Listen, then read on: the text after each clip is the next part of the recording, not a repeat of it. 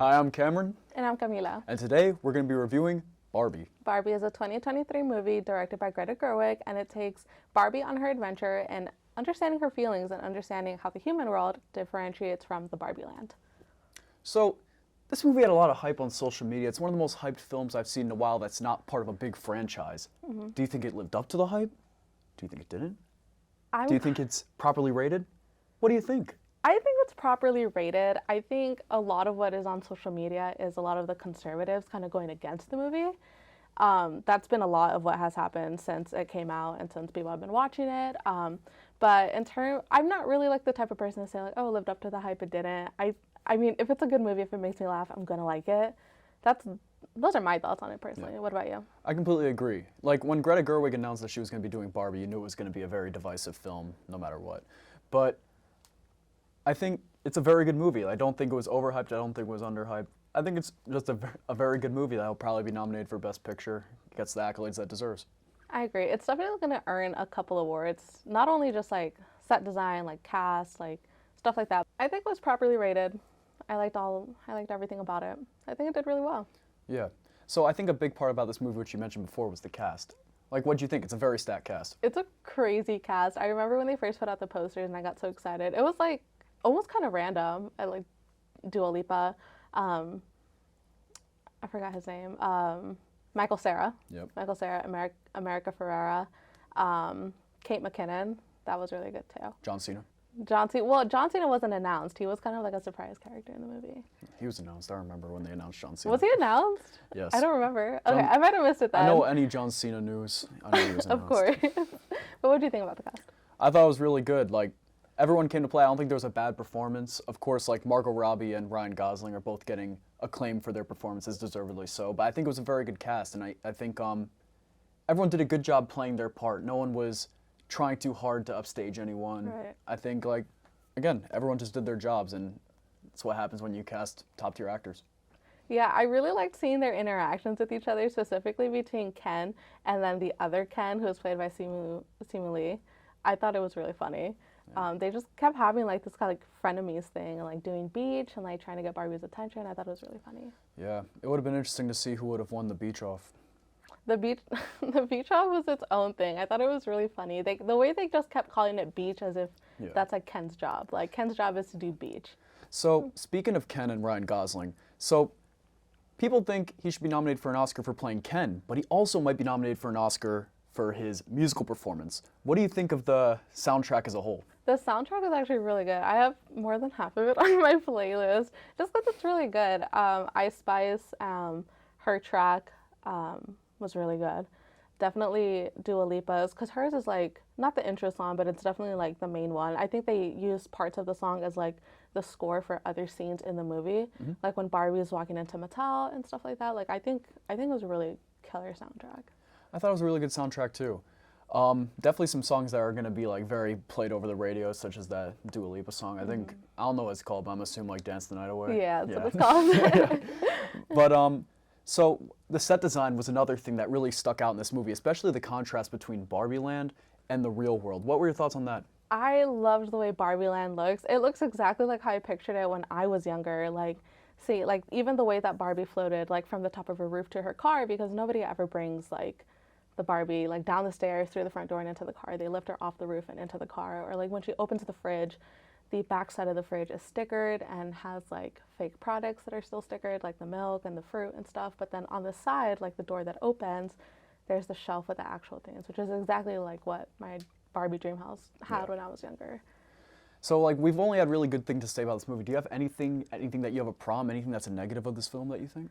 I think it was all pretty good. I was really confused with like the Will Ferrell part and like his company like trying to go like find Barbie. Like I understand they were there like to keep Barbie from the real world and to keep the two worlds separated, but they just kind of like disappeared in the end. They just kind of like stayed off in the back.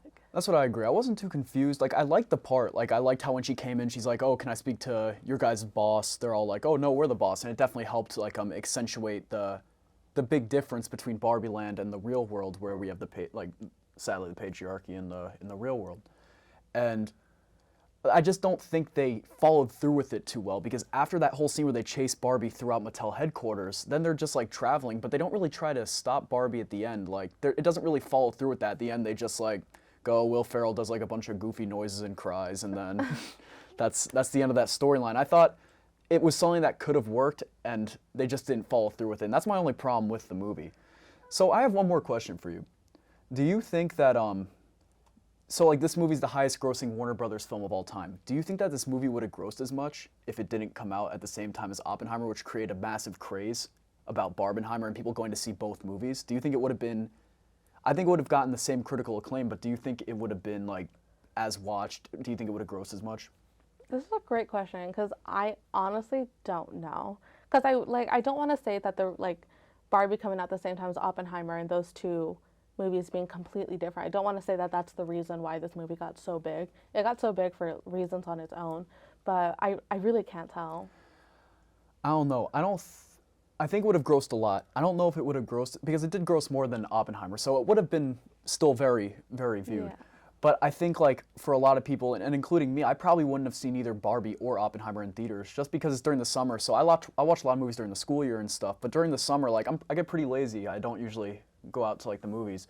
But a big reason I did that is because it's just that whole phenomenon that to see those on the same day, and I think that's a big reason I saw both. So I do think that it wouldn't have grossed as much because other people like just had to go on and go with everyone else to go see both these movies. Yeah, I agree. It definitely like would have helped in some sort of way, but I mean it did help. I mean, look how much it made. But I remember like specifically like making plans with like my roommate being like, we're gonna watch Barbie and then go get dinner, then go watch Oppenheimer, and then Yeah. stuff like that. And I saw a lot of people on the internet also having those same plans. So I definitely think that helped with not only the grossing of Barbie but also Oppenheimer. I completely agree. Okay, so watching the trailers for this movie, they kind of really made it look like it was going to be like an adventure film with Barbie and Ken, and that's really all I could tell from it. But they didn't really talk about the plot at all. What did you think about going into it not really knowing what the plot was going to be? I think that's what made it so much more exciting. That's like it was all part of the experience because we truly did not know what was going to happen. So just sitting there and like anticipating what's going to happen and like hoping that this might happen or this might happen, and then what the plot actually turned out to be was all part of the experience. And I think it made it so much more fun watching it. I agree. I do like that with films because like the last one I can remember really not knowing the plot about was kind of like Once Upon a Time in Hollywood, which was a very hype film, and like no one really, the trailers never really showed what the plot was going to be, and I really enjoyed that because you go in with like no knowledge, but like especially with Barbie, and you knew who Barbie and Ken were, and you already knew they were going to have a stacked cast, so you were interested to see what they were going to do and how they were going to incorporate these people into the film. And speaking of that stacked cast, there were a few good cameos and like joke appearances. What was your favorite guest cameo in it? Guest cameo, Michael Cera as Alan. He was definitely, teaming up with all the Barbies in terms of the plot. So I thought he was very fun. Yeah, for me it's my hero, John Cena. So it's really amazing to see someone as amazing as John Cena in this film. Like he showed me like you can be strong enough to lift both the Big Show and Edge at the same time at WrestleMania 25, and then he also shows that you can fight the patriarchy. Speaking of patriarchy, that was what the plot ended up being about. So Very true. Of course, as a woman and somebody that has to deal with it, it definitely portrayed it almost perfectly. Seeing, especially America Ferrera's speech when they're all sitting in the van, like she hit all of the points. And of course, at that time, they're trying to battle all the Kens and like the Mojo Dojo Casa houses and their horses and stuff like that. But what do you think?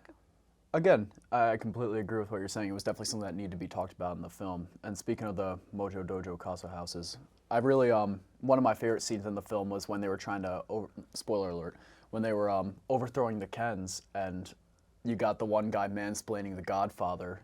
And like if you've seen the movie, it's like 30 seconds into it too, and he's already paused in, is explaining the movie. So I think it's really funny because I definitely know a few guys who are like that, who, especially with women, feel the need to mansplain a guy's movie. Yeah, and I love that they use such specific examples like that because Yes. I've definitely had that kind of encounter before.